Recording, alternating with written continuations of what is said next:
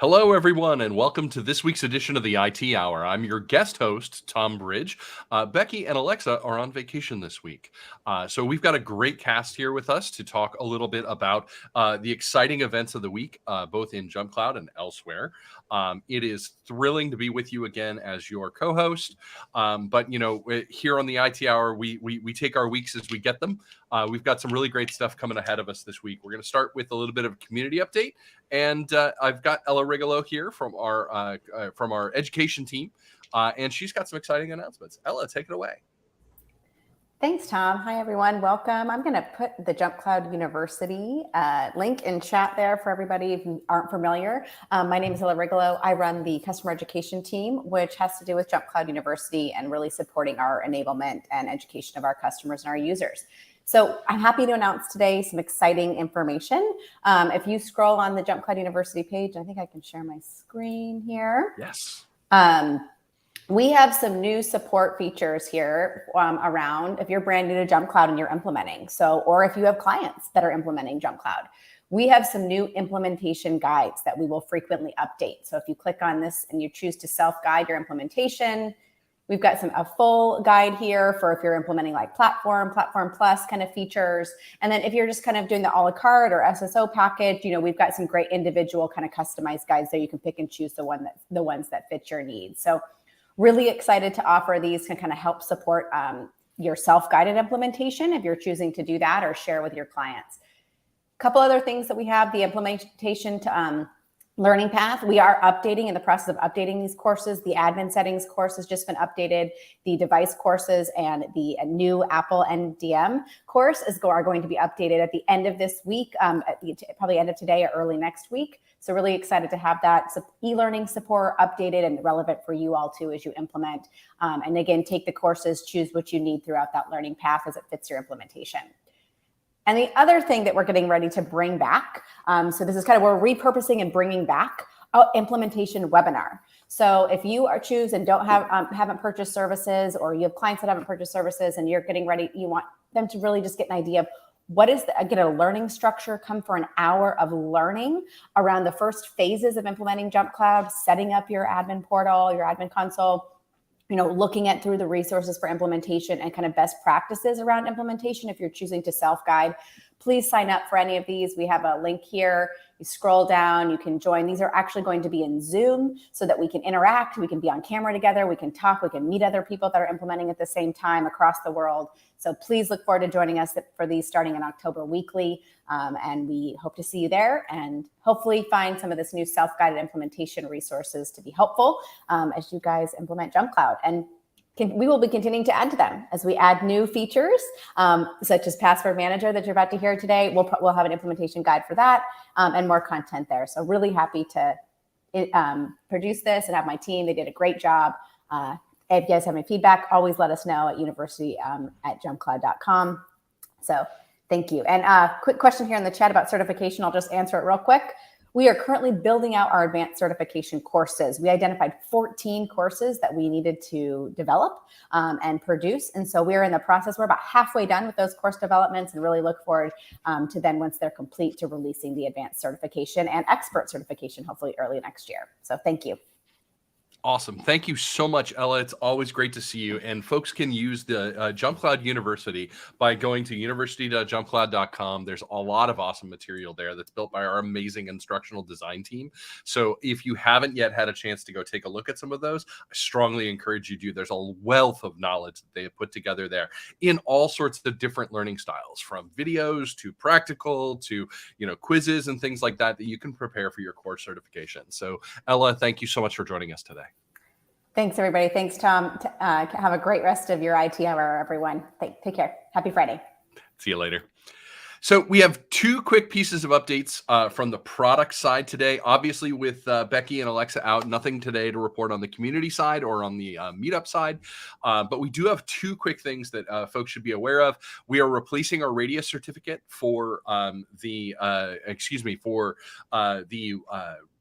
Radius product. So that certificate gets updated every fall, and we are doing ours in the next couple of days. So if you haven't yet replaced your Radius certificate, now's a really great time to do that. I'll find the link for that, and we'll put that in the show notes here. There's a profile for those of you folks who are using macOS and iOS that'll do EAP TTLS using JumpCloud Radius just with one profile that you have to fill in one little piece with. So there's a lot of great stuff coming there. In addition, there are new reports in the product today for users to SSO applications reports, which is really, really exciting, so that you can track who's got specific applications. You can use those exports to power your audits.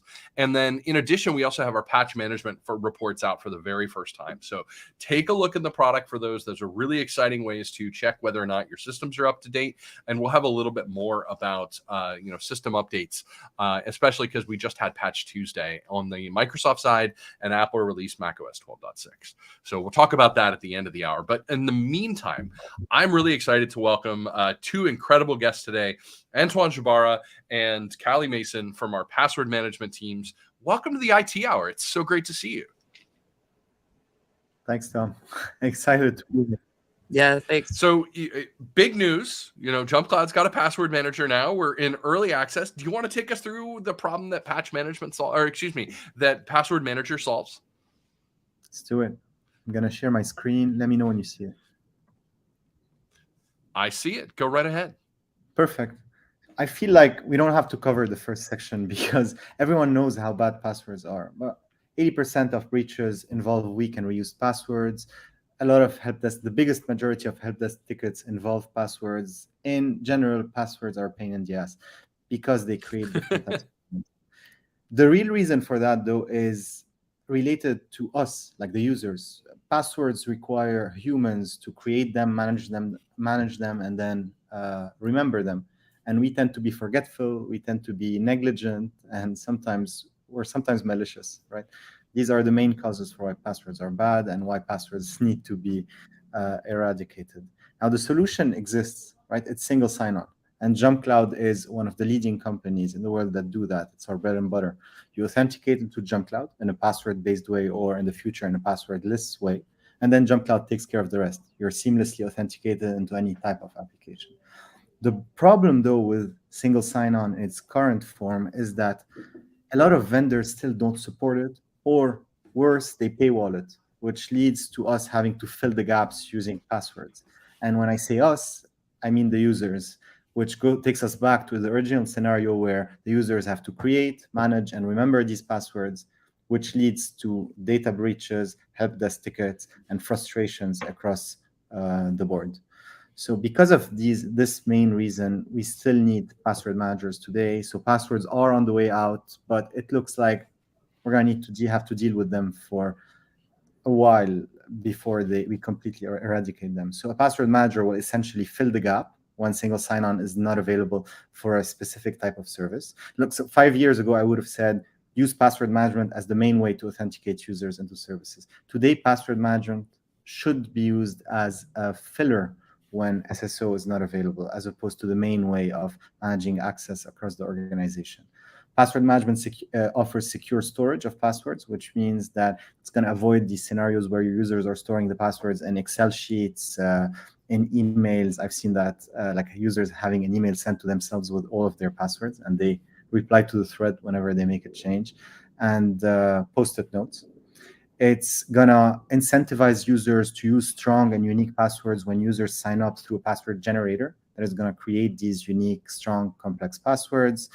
The password manager enables secure sharing of credentials to avoid email threads, Slack messages, phone calls, and just our inability to track who has access to what.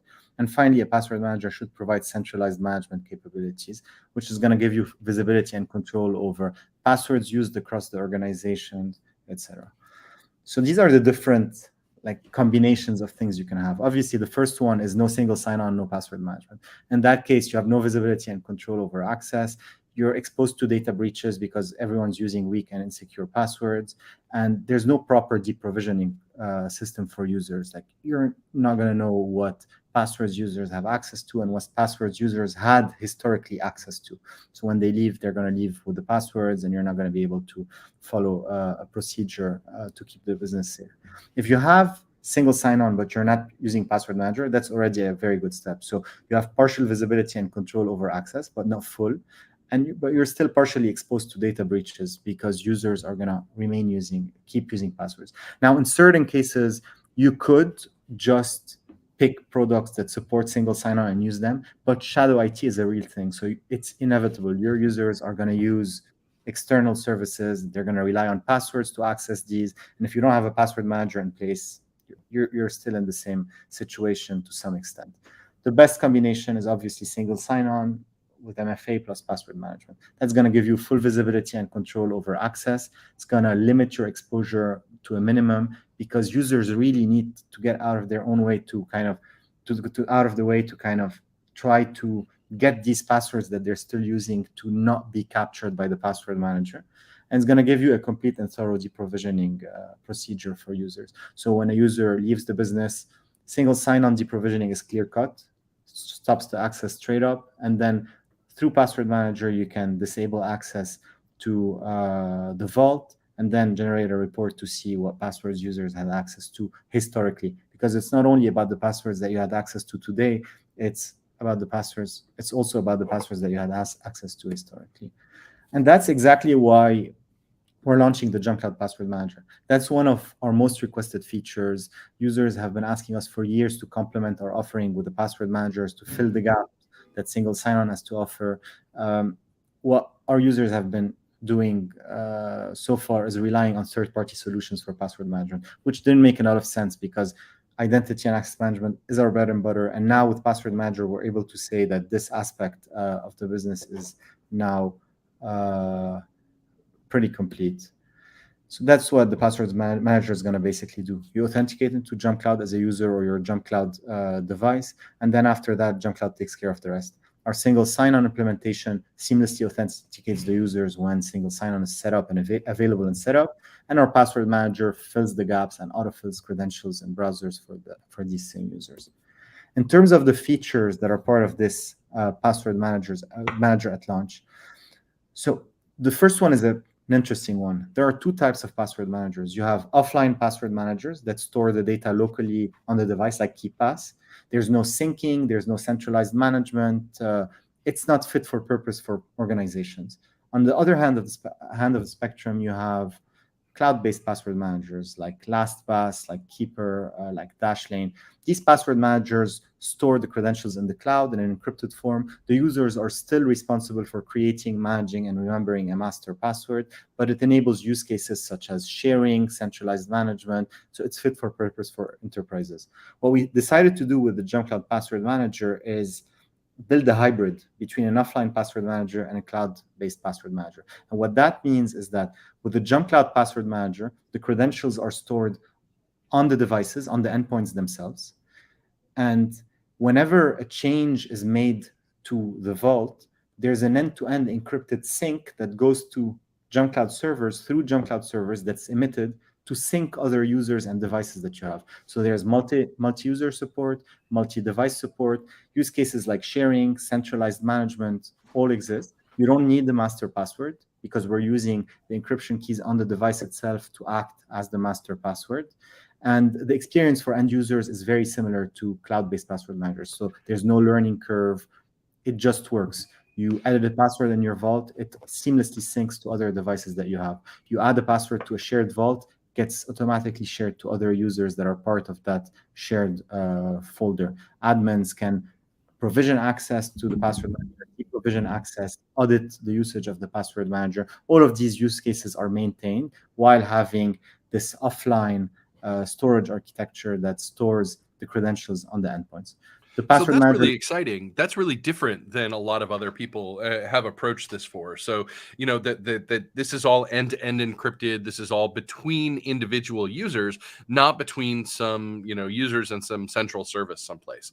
While the JumpCloud service is handling some of the notifications that go with all of those things, the actual password management part is all handled through end-to-end encrypted channels between devices and users. 100%. And we believe that this is the advantage that we have there, right? What we like to say is the convenience of a cloud-based password manager, the security of an offline-based one. Does that make any sense? Yeah, no, that's awesome.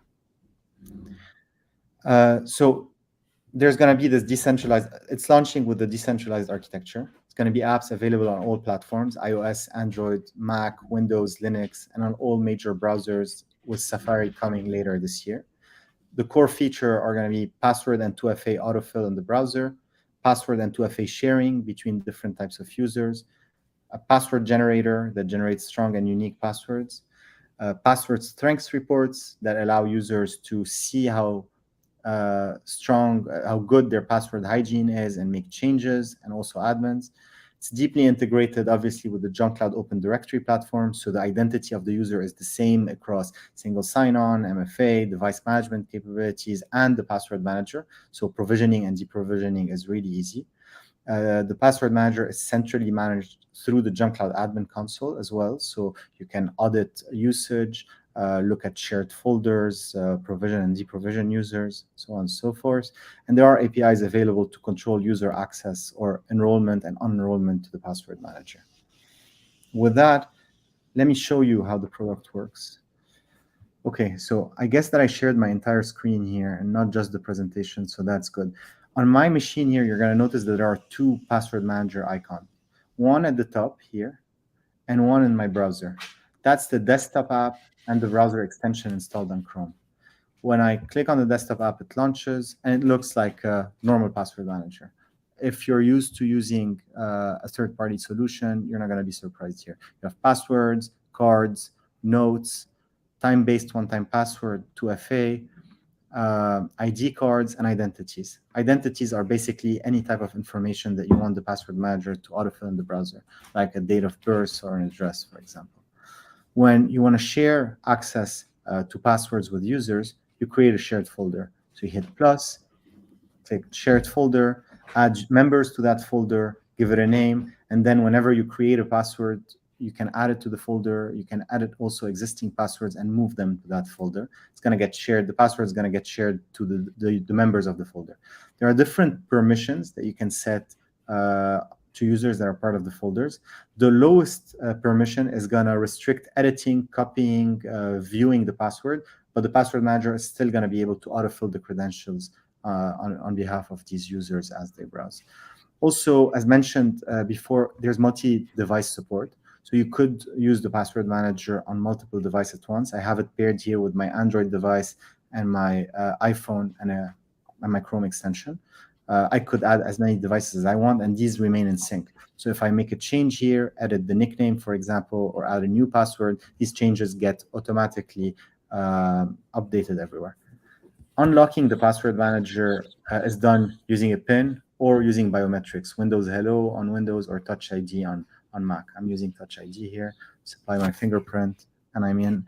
It's pretty seamless. There's no master password required because of the architecture, which limits the amounts of times where users are going to forget their master passwords and get permanently locked out of the password manager. Now, in the browser, the extension behaves this way. So there's a pop-up that you access by clicking on the extension button here at the top. It's a mini version of the desktop app, right? So you have your items, filter through different categories, you can filter through folders, you can look up the password information, change how the behavior of the password manager, like do we want to auto submit the login forms for that specific credential, or just populate the username and password and have the user click the submit button themselves. That's one of the settings. There's a password generator that helps users create strong and unique passwords that they can copy, tweak, and just use. And we have an import feature or a wizard that you can use to, let me try that. Import. Yeah, that you can use to import passwords, cards, and notes from other password managers. The way that works is you pick a password manager, let's say LastPass in this case, you submit the CSV or like dedicated file that the specifically like the file that has a specific extension that the password manager exports. The information shows up, you review it, you tag the different fields or match the different fields, hit import, and that gets the data in. Now, this is how I set up my passwords at first, but the behavior in the browser looks like this. So you go to a website, you have a password stored for that website. When you click on the form, it's going to show you the different credentials that you have. In that case, I have a lot of test accounts for JumpCloud, so I have a ton of credentials. I can use the email field to filter that list. So let's say these passwords have staging in them. If I type staging here, it's going to filter the list to accounts that have staging in them. Can then use the keyboard to navigate that list and hit enter, and that's going to log me in. Let me show you how you log in. Just select an account, hit enter, and that usually logs you in. That's it. And then when I want to add a new password or edit a new password, I go to the same sign-up form. Let me try and do that. Sorry, that's a staging account, which behaves very differently. Very different. That's not working. Okay, let's try this. Manage extension, allow an incognito, launch an incognito. Okay, perfect. So let's say I want to edit one of my passwords here. I type my username, and then when I start typing my password, it's going to detect that I already have an account with that specific username for that specific website, and it's going to ask me if I want to update the password. I click on update, review the changes, hit save. If, on the other hand, I decide to add it as a new password, I select the save password option, and that's going to create a new entry. If I add the password in a folder, it gets automatically shared to any member of that folder. That's everything that a user basically needs to know to use the password manager. When they go into a website that has a password, they click on the username field, it's going to show them a list. They click on the password to log in. And when they're typing a password for the first time, it's going to ask them to either save it or update it if there's already an entry in there. They click on that button and save, and that's it. So the learning curve is there's no real learning curve there for most users. So the last thing that I'd like to show you, which you might find interesting, is JumpCloud Mini, and that's a mini version of the experience that you can launch with a keyboard shortcut. On Mac, it's Shift Command apostrophe, and that's my key menu. It's a small interface that you can access the passwords from. If I select a specific password, let's say Dado in this case, when I hit enter now, it can autofill the credentials in native applications and in remote desktop sessions. So if you're working on a user's machine, and you remote into their machine and need a set of credentials, you don't need to authenticate to your password manager or copy paste the password. You use this, hit enter, it's gonna the credentials are going to traverse the remote desktop session and get autofilled on that user's device. So with that completes the high-level overview of the password manager. In terms of next steps, the password manager is currently in EA. It's in early access, which means that if you're interested in trying it out, let us know, and we can unlock access. But it's a work in progress. So we're still making tweaks, fixing bugs, improving the user experience. The core is functional. It's been tested. The product works. It's just like minor things that we're fixing here and there. And the goal is to release it in October, towards the second half or end of October. You can email us at pwm@jumpcloud.com, pwm like password manager @jumpcloud.com. If you have any questions about the roadmap, if when you're trying it out, you come up with any ideas, find a bug that you find interesting, etc., we're pretty responsive there.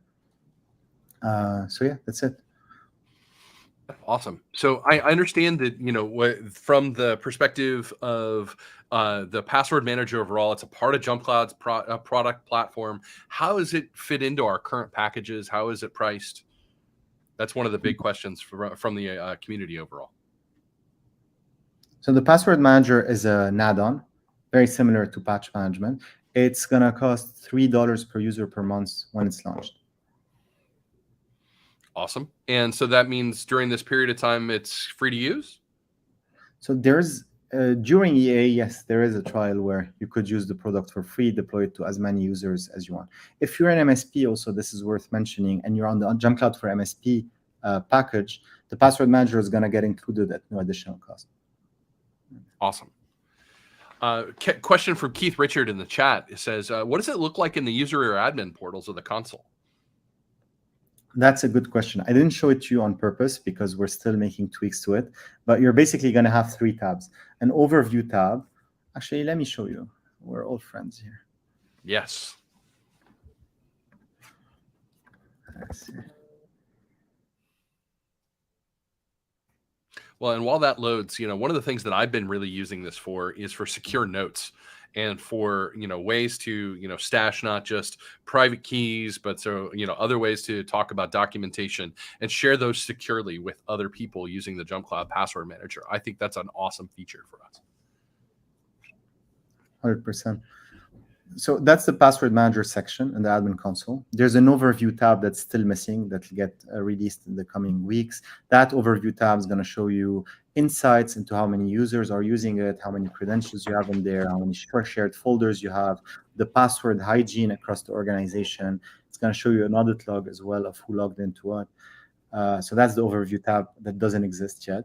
Then the users tab is where you manage deployment to users. Deployment happens to user groups. You click on enroll user groups, pick a user group, hit save, and that's going to deploy it to the users. Any users that you add or remove from that user groups will get invited or deprovisioned from the password manager automatically.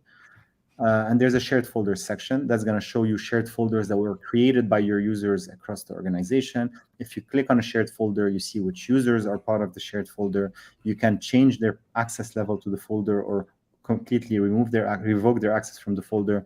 And there's going to be a section under that shows you the accounts metadata that are part of the folder. It's not going to show you the secrets, like the passwords, the credit card numbers and stuff, but it's going to give you an idea of what types of accounts are stored, like Dropbox account with this username, Nasana account with that username, and so on and so forth.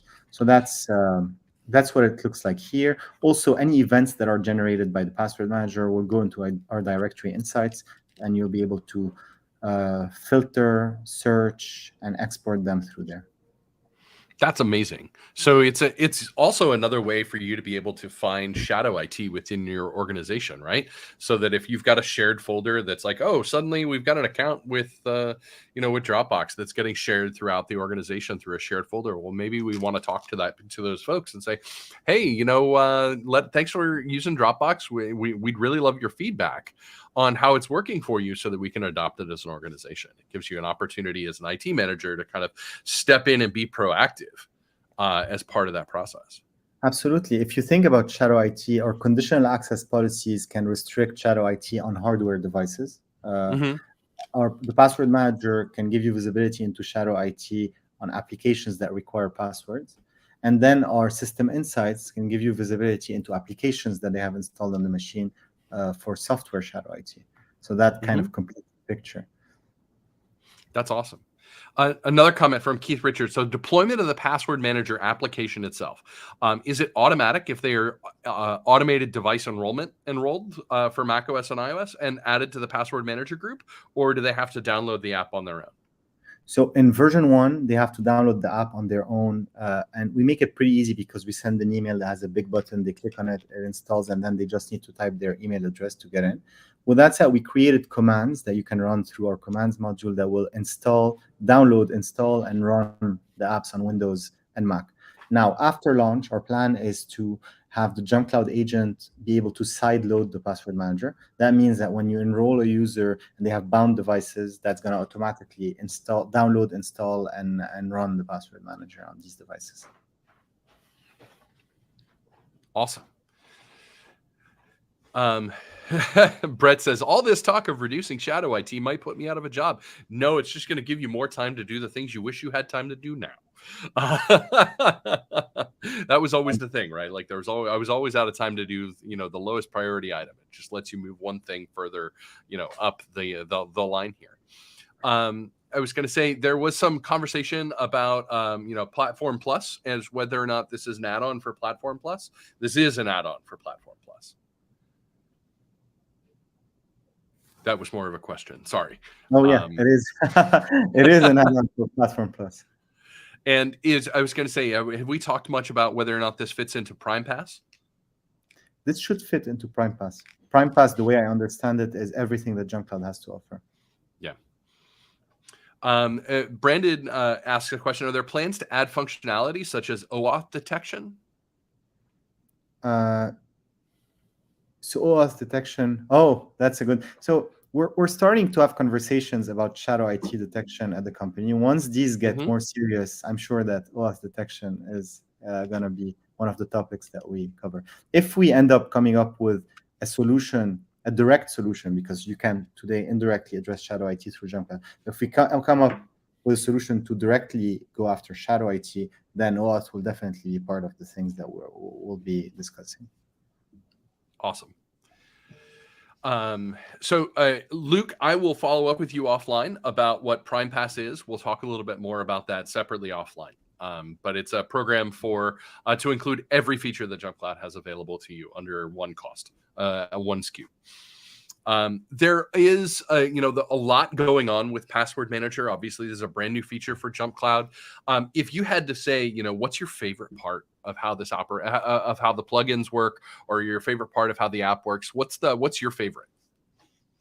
For me, it's the deep integration with the JumpCloud Open Directory platform. Just having everything in one seamless experience that doesn't exist anywhere.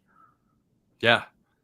And I was going to say, for me, I think that that's a big part of it, right? Like to say that this plugs the gap, right? Like that we talked about. We see all those organizations. My favorite is unfortunately Slack, right? I mean, I love Slack, love that tool. It's amazing, but you double the cost the second you want to turn on the SSO. And most organizations are already struggling to justify the $6.67 a user a month, and to have to go to $12.50 just to get that, just to get the SSO functionality is really painful. They'd be able to store passwords securely in a password manager that's tied directly to your JumpCloud credentials, and you can unlock with a fingerprint.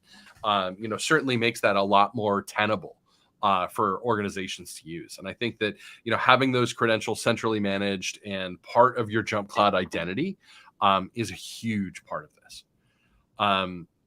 So Nathan's asking a little bit more about the local backups. So with concerns about ability to recover from system loss or theft, I understand there are abilities to have local backups, and these can be directed to cloud storage. Will admins be able to configure that remotely to, say, direct it to Google Drive? If we have to walk each user through that, it potentially adds a lot of extra work. Agreed.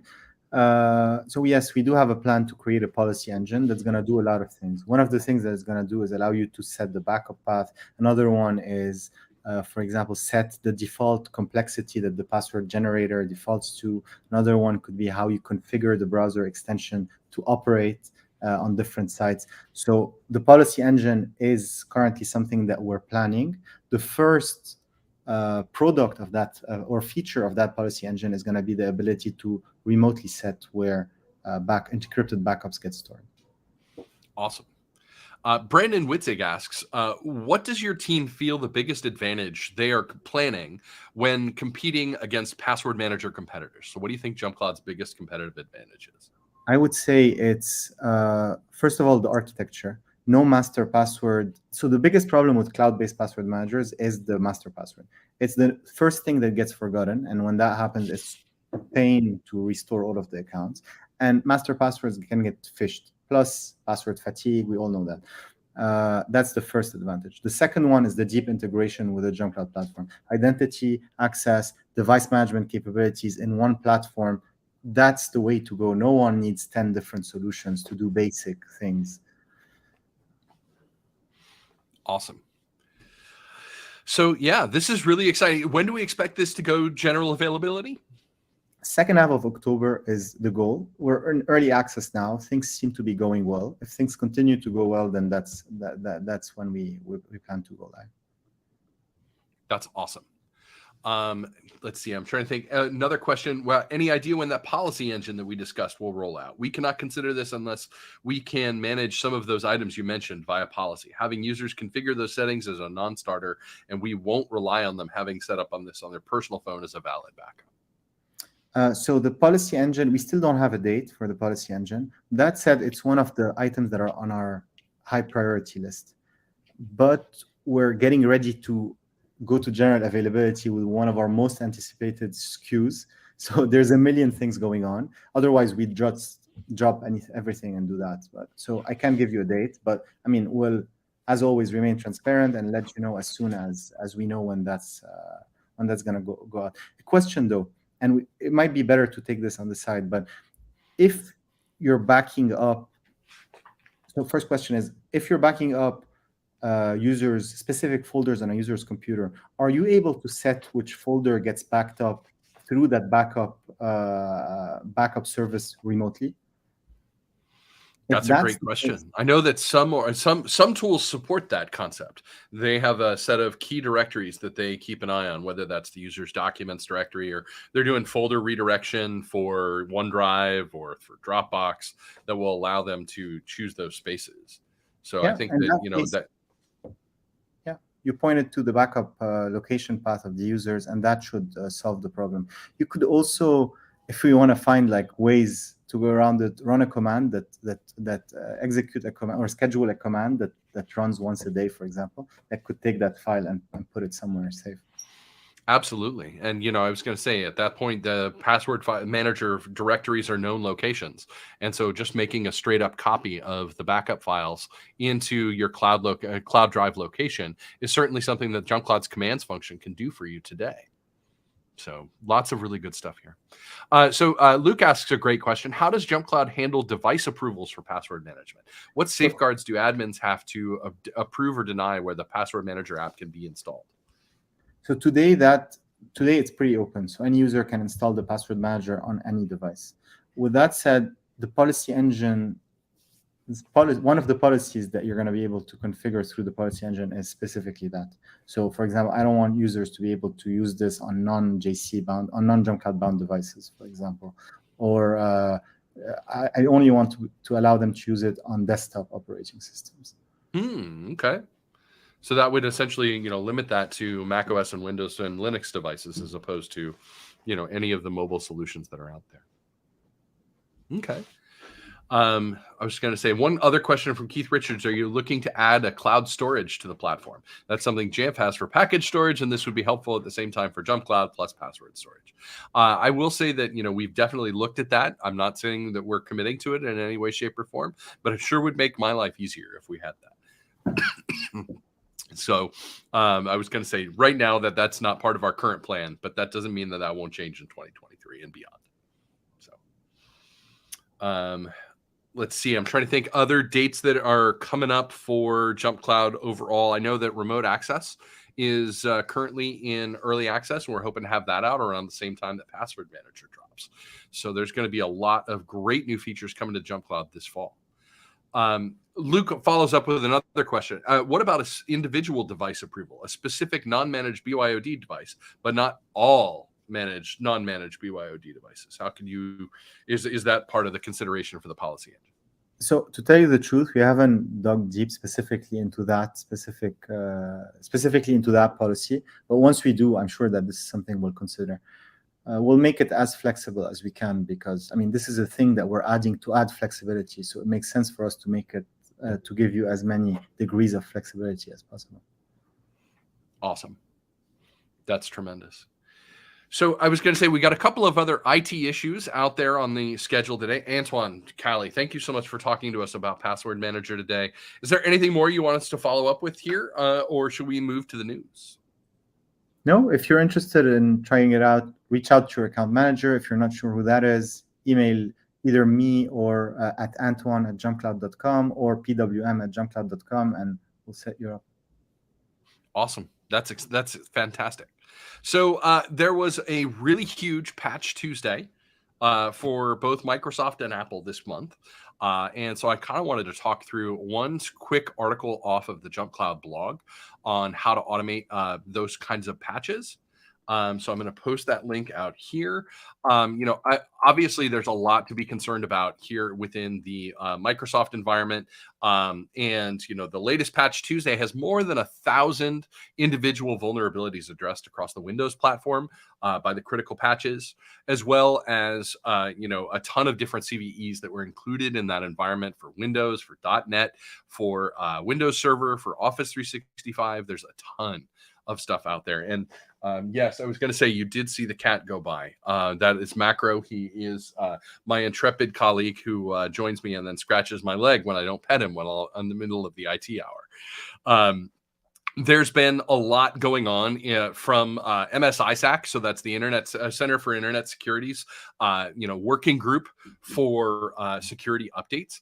Obviously, they're encouraging everybody to update in a timely manner to reduce the presence of threats and to apply the principle of least privilege to systems in order to prevent misuse. So there's a lot happening here. You should be wary of what's out there in these patched updates. And so, obviously JumpCloud has our patch management SKU, which will help you apply those patches in a timely fashion and get your users up to date without keeping you up too late, having to manually do them. So there's a lot going on that front right now. Obviously, being aware that not having patched your environment can cost your organization. The average cost of a ransomware attack is around $1.4 million for an organization. And if you're not in the possession of cybersecurity insurance, your organization can be on the hook for that. There are a lot of concerns these days around those kind of attacks being fatal for businesses. Around 20% of ransom attacks end up with the organization folding. So do be aware that there are kind of some consequences that are available in not patching and not doing your updates in a timely manner. So that's really, really important. And speaking of that, macOS, there is a bug in the current version of macOS. 12.3 to 12.6 are going to see the Ventura update as a minor update, not as a major upgrade. And while Apple continues to work this situation, this is something that admins are going to need to be aware of, because there will be a future version of macOS, probably 12.6.1 or 12.7, depending on how they come down on the whole nomenclature for the update, where that fixes this situation, that will essentially respect the boundaries of the major upgrade through minor update division line, where the current versions do not. So when that drops later this fall, I'm hoping within the next week or so, you should plan to, if you have a desire to block macOS Ventura in your organization, get those systems up to date as soon as you possibly can. We are expecting the release of macOS Big Ventura, macOS 13 Ventura, sometime in the middle of October. My expectation is the earliest we would see it would be right around the 14th of October, and the latest that we would see it would be probably around the 28th of October. That will usually correspond with new hardware shipping from Apple after an announcement later this fall. So we are expecting those kind of updates that are out there. It's going to be really important for organizations to have a plan to get to macOS 12.6.1 if you're going to want to put any kind of structural delay in place to prevent Ventura in your environment. Now, in my testing, JumpCloud does incredibly well with macOS Ventura. There's no actual defects that we are finding at this time. There are a couple of policies that don't work quite like we'd like them to, and we're hard at work on making new versions of those policies to handle that kind of situation. And we will have blocking policies for the installer application that it can be downloaded from the App Store for macOS 12.3 and below, or specifically from the App Store on those 12.3 machines. So there are some things that are coming down the pike here that you should be aware of. If you've got Apple systems in your environment, be prepared to try and get them up to date with macOS 12.6.1 or 12.7 when it ships later this month or early next. With all of that, I was going to say, I think that's all of the IT news that I have this week. Obviously, the Uber security alert is certainly having ramifications within the larger security community. It's a little too early for us to comment on how we see that attack affecting IT security. Certainly, it's causing a lot of people to consider how and where they store secrets within their organization and how centralized those secrets are as a part of your security apparatus. So, these are things that we're going to be talking about in the weeks to come. Certainly our thoughts are with all of the folks at Uber who are dealing with that particular crisis. And I'm thinking, I know a couple of people on those teams who are very busy at work right now. So, our thoughts are with them. Other than that, I will say a wonderful thank you to Antoine and to Kali for joining us this week to talk about Password Manager. And I'm excited to have Becky and Alexa back next week to talk about more things going on here on the IT Hour. Thanks to everybody who joined us this week, and we'll see you next time. Thanks, everybody. Have a great week.